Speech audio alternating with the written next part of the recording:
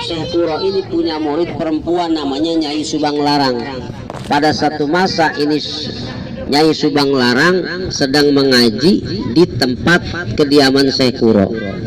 Begitu dia membaca ayat-ayat suci Al-Quran, maka kedengeranlah tuh suara daripada Nyai Subang Larang dengan jarak yang jauh kiloan meter.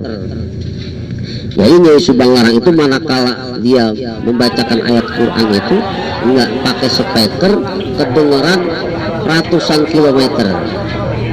Pada saat itu Prabu Siliwangi beserta rombongan ingin menghancurkan orang-orang Islam yang ada di tanah Pajajaran, Pasundan pada waktu itu. Akhirnya perniatan Prabu Siliwangi beserta rombongan untuk menghancurkan orang-orang Islam kebentur dengan suara ayat suci Al-Quran yang dibacakan oleh Nyai Subang Larang. Hatinya tergugah, berontak, luluh ya, karena mendengar suara-suara yang belum dia pernah dengar. Maka niatan yang pertama tadi ternyata diurungkan, digagalkan oleh Prabu Siliwangi yang awalnya mulanya ingin menghancurkan orang-orang Islam yang ada di tanah Pasundan. Ini pada jumbo, pada tidur lah. Ya, jadi ini rentetan awalnya Sunan Gunung Jati begitu nih. Awalnya nih. Ya, terus ini ya, sampai di mana tadi tuh? Nah, sampai di mana? Keingetan empal gentong lah sih. Empal gentong. Ya, apa tuh? Soto Benggalan. Soto Benggalan. Nah, ada Sadam menyusun. Jadi itu awal mulanya begitu. Nah, ternyata Prabu Siliwangi beserta rombongan yang tadi rencananya untuk menghancurkan orang Islam, membinasakan orang-orang Islam, ternyata terurung dengan suara-suara orang ngaji yang dilantunkan oleh Nyai Subang Larang murid Syekh Kuro. Cerita gancangnya, perjalanan tetap diteruskan tapi niatnya lain, ingin bersilaturahim ke tempat kediamannya Syekh Kuro. Punya cerita sampailah di tempat kediaman Syekh Kuro, menanyakan suara apa tadi itu yang terdengar oleh telinga saya masih jarak jauh kiloan meter gitu. Dan siapa itu orangnya yang baca, ceritanya begitu. Akhirnya ketemu dengan Syekh Kuro bahwa tadi yang dibacakan yang saudara dengar itu adalah suara lantunan ayat suci Al-Quranul Karim, kitab suci saya orang Islam begitu. Maka terdiamlah Prabu Siliwangi. Kemudian tadi itu yang baca siapa? Itu yang baca murid saya, namanya Nyai Subang Larang. Cerita gancang akhirat, bagaimana kalau bisa nggak saya jadikan istri buat saya itu Subang Larang. Jadi ternyata Prabu Siliwangi ini tertarik dengan Nyai Subang Larang. Nyai Subang, siapa tuh Nyai Subang Larang? Murid Syekh Kuro. Dan siapa ini nanti bakalnya Nyai Subang Larang? Nah, dan Nyai Subang Larang ini anak Ki Gedeng Tapa, murid daripada Syekh Kuro juga. Akhirnya Prabu Siliwangi ya, yang tadinya niatnya untuk menghancurkan orang-orang Islam yang ada di tanah Karawang, di tanah Pasundan dan sekitarnya, ternyata enggak jadi. Maka dia ingin menikahi Nyai Subang Larang murid Syekh Kuro. Cuman dengan syarat, kata Syekh Kuro, sampean ini kan belum Islam, saudara ini kan belum Muslim, nggak boleh orang di luar Islam menikah dengan orang Islam. Mestinya sampean itu masuk Islam dulu, baru boleh menikah dengan Nyai Subang Larang. Tuh. Jadi syaratnya masuk Islam. Kemudian tolong diberikan sajadah, tasbih dan lain sebagainya. Kata Syekh Kuro kepada Prabu Siliwangi, kalau emang syaratnya itu mah ya saya turutin, kata Prabu Siliwangi. Kalau emang syaratnya sekedar itu saya turutin. Satu, saya harus masuk Islam. Kedua, saya harus memberikan sebuah tasbih dan sajadah. Saya turutin, saya sanggupin. Cuma kata Syekh Kuro itu adanya di negeri Mekah, sajadah dengan tasbih. Nanti kalau emang saudara berkeinginan juga, tolong temukan teman saya ada di tanah suci Mekah, namanya Syekh Ja'far Shodiq. Tolong bilangin saya utusan dari tanah Jawa ya, untuk ngambil ini, kata Syekh Kuro. Ternyata permintaan syarat daripada Syekh Kuro itu disanggupi oleh Prabu Siliwangi. Disanggupi oleh Prabu Siliwangi. Dan ternyata Prabu Siliwangi ini mengucap 2 kalimat syahadat, masuk Islam. Ternyata Prabu Siliwangi masuk Islam. Itu terjadi pada tahun 1326 Masehi. Terjadi pernikahan antara Prabu Siliwangi dengan Nyai Subang Larang pada tahun 1326 Masehi, dengan dirayakan 7 hari 7 malam. Hajatannya 7 hari, nggak bayangin hajatan 7 hari 7 malam ya. Ada orang sekarang hajatan 7 hari 7 malam? Kagak ada. Seharian beleleh. Kadang-kadang juga atas sekarang mah hajatannya di gedung dari jam 9 sampai jam 12 bubar dah. Ngapa kondangan lewat dari jam 12, kayaknya jengah banget, kita malu lah. Ini mah hajatannya 7 hari 7 malam. Siapa tuh? Pernikahan Nyai Subang Larang dengan Prabu Siliwangi. Cerita gancangnya, tasbih udah didapeti, sajadah udah didapeti. Kemudian Prabu Siliwangi masuk Islam. Dalam cerita riwayat tersebut Prabu Siliwangi masuk Islam. Akhirnya menikahlah Prabu Siliwangi dengan Nyai Subang Larang. Dari pernikahan Prabu Siliwangi dengan Nyai Subang Larang, maka punya anak yang sangat masyhur dan terkenal. Satu diantaranya Pangeran Cakrabuana. Nah, ini Pangeran Cakrabuana tadi makamnya ada di dalam Maulana Sunan Gunung Jati. Jadi itu kalau kita tadi ziarah tadi itu yang pertama itu baru pintu pertama. Ternyata di dalam itu ada 7 pintu. Kita tadi itu tempat apa, pintu pertama, gerbang pertama yang disebut dengan pintu pasujudan, pintu penghormatan. Itu tadi kita kan ziarah dulu sini tuh. Itu kalau dibuka masih ada 7 pintu lagi di dalam. 7 pintu lagi, ketujuhnya baru makamnya kelihatan. Dan itu konon ceritanya pemakaman Sunan Gunung Jati itu pasirnya, tanahnya diambil dari Mekah. Ceritanya begitu. Karena ayahnya Sunan Gunung Jati itu namanya Syarif Abdullah, dari Mekah asalnya. Nah, kembali kepada Nyai Subang Larang. Nyai Subang Larang menikah dengan Prabu Siliwangi ya, dengan syarat masuk Islam, punya anak yang sangat masyhur dan terkenal. Di antaranya satu, Pangeran Cakrabuana. Pangeran Cakrabuana inilah orang yang membangun daerah Cirebon. Pangeran Cakrabuana inilah orang yang membuka hutan menjadi kota sehingga disebut Cirebon.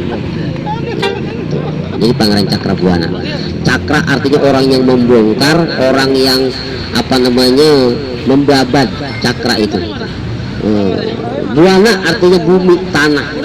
Orang yang membongkar hutan tanah menjadi perkampungan, pemukiman orang muslim. Itu yang pertama, Pangeran Cakrabuana. Anak dari Prabu Siliwangi, anak dari Nyai Subang Larang. Kemudian Pangeran Cakrabuana punya adik namanya Nyai Rara Santang. Nah, Nyai Rara Santang inilah ibu daripada Sunan Gunung Jati. Nyai Rara Santang. Kemudian siapa lagi? Prabu Kiang Santang. Prabu Kiang Santang yang ada di Garut tuh, itu Prabu Kiang Santang anak Prabu Siliwangi, yang berganti nama, namanya Kanjeng Syekh Sunan Rahmat Suci Garut, yang makamnya ada di gunung di Garut tuh. Prabu Kiang Santang namanya Syekh Rahmatullah Suci, namanya Nyai Rara Santang, ibunya Sunan Gunung Jati. Cerita gancangnya, kita gancang mana nih? Kalau nggak gancang nggak kebedak. Ya, jadi udah sering kesini. Ya. Prabu Kiang Santang, Nyai Rara Santang, dan Pangeran Cakrabuana itu masih anak-anaknya belajar ngajinya dengan Syekh Jatul Kahfi yang tadi kita jarah yang kedua tuh.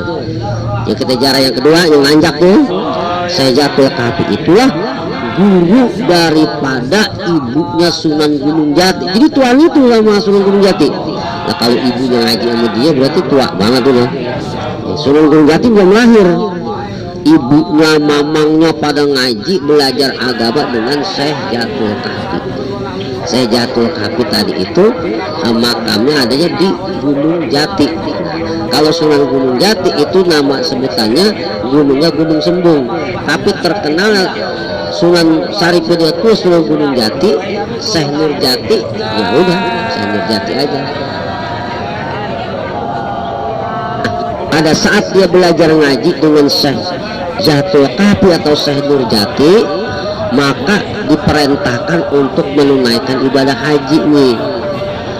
Nyai Rara Santang, kemudian Pangeran Cakrabuana beserta istrinya, ya, maka berangkatlah pergi haji menunaikan ibadah haji. Akan pada tahun 1332 masih anak-anak, pokoknya apa namanya, Nyai Rara Santang itu masih perawan ya, ceritanya masih gadis, tapi Pangeran Cakrabuana sudah berkeluarga. Ceritanya pergi haji lah dia, menetap di Mekah selama 3 tahun, menetap di Mekah selama 3 tahun. Pangeran Cakrabuana beserta istrinya dan Nyai Rara Santang. Prabu Kiang Santang tidak diceritakan dalam cerita pergi haji tersebut. Yang diceritakan pada kisah tersebut perjalanan pergi hajinya Prabu Pangeran Cakrabuana beserta istrinya dan Nyai Rara Santang. Lantas begitu menunaikan ibadah haji, maka namanya ini ditambahin. Pangeran Cakrabuana namanya ditambahkan, namanya Tuan Syekh Abdul Iman. Pangeran Cakrabuana setelahnya menunaikan ibadah haji ditambahkan namanya Tuan Syekh Abdul Iman, namanya Tuan Syekh Abdul Iman. Kemudian Nyai Rara Santang diganti namanya Syarifah Muda Imah. Syarifah Muda Imah. Setelahnya menetap di Mekah selama 3 tahun, maka pada saat itu penguasa Mekah yang bernama Syarif Abdullah, ya, tertarik dengan Nyai Rara Santang atau Syarifah Muda Imah. Singkat ceritanya, Syarif Abdullah ini menikahi Nyai Rara Santang. Dari pernikahan Syarif Abdullah itu, ya, dengan Syarifah Muda Imah atau Nyai Rara Santang mendapatkan putra 2, mendapatkan anak 2. Satu Syarif Hidayatullah, kemudian Syekh Syarif Ismail yang menetap di Mekah. Beberapa tahun Syarifah Muda Imah menetap di Mekah, maka Pangeran Cakrabuana beserta istri dan rombongannya pulang lagi ke tanah Jawa, membangun kota Cirebon sampai menjadi kota pelabuhan yang terkenal pada zaman itu, sehingga banyak orang-orang dari negeri Gujarat, India, Cina dan Arab singgah di kota Cirebon sambil berdagang, menyebarkan agama Islam dan seterusnya dan seterusnya. Nah, kemudian Syarif Abdullah meninggal di Mekah. Syarif Abdullah wafat. Ada yang mengatakan Syarif Abdullah ini wafatnya di Kamboja, di negeri apa namanya itu, Kamboja itu Taiwan apa tuh? Thailand ya. Thailand, Kamboja. Ada yang mengatakan Syarif Abdullah ini wafatnya di Kamboja. Ada yang mengatakan Syarif Abdullah ini tetap wafatnya di Mekah karena pernah singgah di negeri Kamboja dalam dakwah Islam. Ceritanya begitu. Nah, Syarif Abdullah wafat, kemudian Syarifah Mudaimah beserta Syarif Hidayatullah pulang ke tanah Jawa. Syarif Ismail enggak pulang, meneruskan kesultanan Syarif Abdullah yang ada di Mekah pada zaman itu. Maka Maulana Syarif Hidayatullah beserta ibunya Syarifah Mudaimah pulang lagi ke tanah Jawa, ya. Kemudian menemukan Syejatul Kahfi kembali, maka dia belajar dengan Syejatul Kahfi, Sunan Syarif Hidayatullah. Karena saking luar biasa karomahnya Syarif Hidayatullah ini, maka sebelum kejadian yang terjadi sudah diramal oleh Syejatul Kahfi, ya, bahwa nanti setelah aku wafat ada ulama besar di kota Cirebon ini namanya Syarif Hidayatullah. Begitu. Jadi kewalian Sunan Gunung Jati sudah diketahui oleh Syejatul Kahfi. Itu pada tahun 1300-an. Begitu. Akhirnya Sunan Gunung Syarif Hidayatullah itu belum bergelar Sunan Gunung Jati, ya. Baru Syarif Hidayatullah. Syarif itu artinya sayyid. Syarif itu artinya sayyid, habib. Ternyata bisa dikatakan habib. Kenapa? Karena runtutannya begini.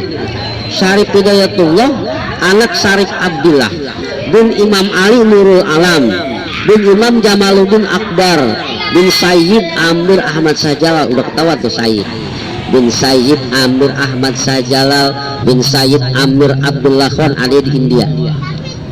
Sayyid Amir Khan bin Sayyid Ali Fakihul Muqaddam bin Muhammad Sahibul Mirbak bin Sayyid Ali Khari Qasam bin Sayyid Alawi bin Sayyid Muhammad bin Sayyid Alwi bin Sayyid Ubaidillah bin Ahmad Al-Muhajir bin Isa Asyakir bin Muhammad Nakib bin Ali Al-Uraidi bin Said Ja'far Shadiq bin Said Muhammad bin Bagir bin Said Ali Zainal Abidin bin Imam Husain.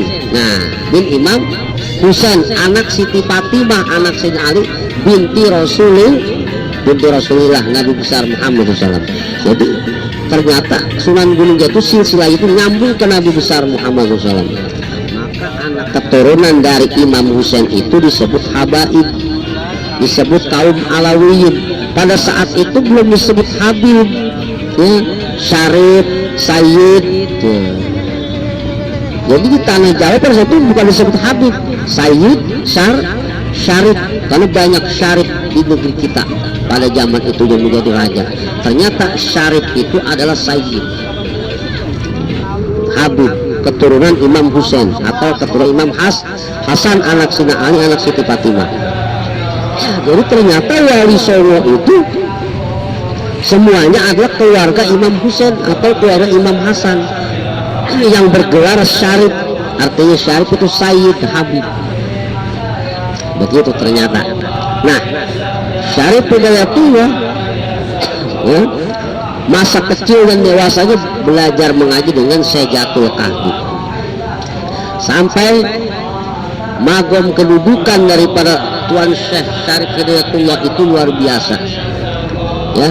Bahkan sudah dikatakan oleh Syejatul Kahfi bahwa nanti setelahnya aku tiada akan ada ulama besar menjadi wali besar di tanah Jawa adalah Syejatul Kahfi. Syejatul Kahfi ternyata.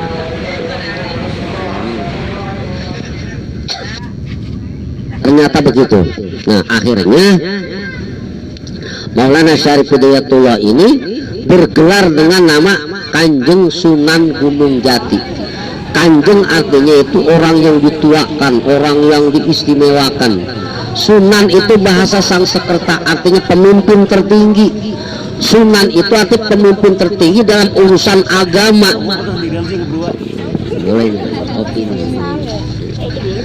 Jadi Sunan Gunung Jati, Sunan artinya itu pemimpin tertinggi dalam urusan agama. Sunan, Sunan artinya pemimpin tertinggi dalam urusan agama. Maka Maulana Syarif Hidayatullah itu dijuluki, digelari Kanjeng Syekh Sunan Gunung Jati, karena dia berdomisili bertempat tinggal di sekitar wilayah pegunungan Jati, maka dikenallah dengan Kanjeng Syekh Sunan Gunung Jati. Dan pada zaman itu kerajaan Islam yang pertama ada di tanah Jawa, yaitu di Demak. Maka Kesultanan Demak itu ya dalam pemerintahannya dalam rangka mensiarkan agama Islam membentuk salah satu anggota dewan yang namanya penyiar agama dengan jumlah 9 orang. Dengan jumlah 9 orang.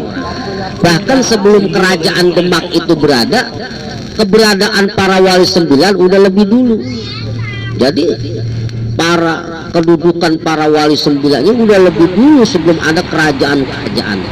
Bahkan berkat jasa para wali 9 itulah berdirinya adanya kerajaan-kerajaan Islam di bumi Nusantara, baik itu Banten, baik itu Cirebon, baik itu Demak, baik itu Kesultanan Aceh, baik itu Kesultanan Tidore yang ada di Ambon, baik itu Kesultanan Ternate yang ada di Maluku, dan seluruh kerajaan-kerajaan Islam yang ada di bumi Nusantara dari Sabang sampai Merauke itu adalah berkat usaha para wali 9. Kanjeng Syekh Sunan Gunung Jati ini ya ditugaskan untuk mensiarkan agama Islam khususnya di tanah Jawa Barat, khususnya di tanah Jawa Barat. Bahkan penyiarannya bukan hanya di tanah Jawa Barat aja, bahkan sampai ke seluruh pelosok negeri-negeri, termasuk sampai ke Brunei, ke Malaysia, bahkan sampai ke negeri Cina. Makanya tadi kalau kita ziarah tuh banyak guci piring-piring Cina di tembok, lihat ya tadi ya. Ya, kalau kita begitu masuk, bukan banyak piring-piring motif Cina. Ya, apa kan ini dari Cina? Piringnya bener dari Cina, walinya bukan. Jadi ada yang mengatakan Islam itu kata dari Cina, bukan.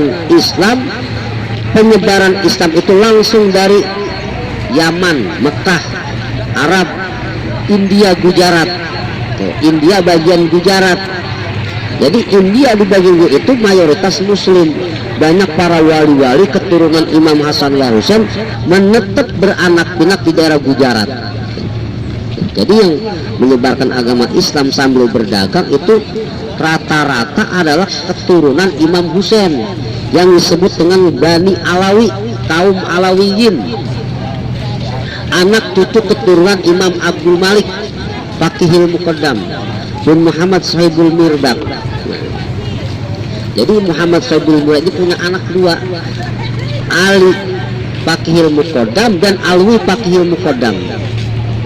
Kalau yang Ali Fakihil Muqaddam itu menurunkan ada al-alnya, ada al-atos, ada al-haddad, ada macam-macam al itu kan, ada bin Sahab, ada macam-macam. Jadi dari Ali, dari Sayyid Ali.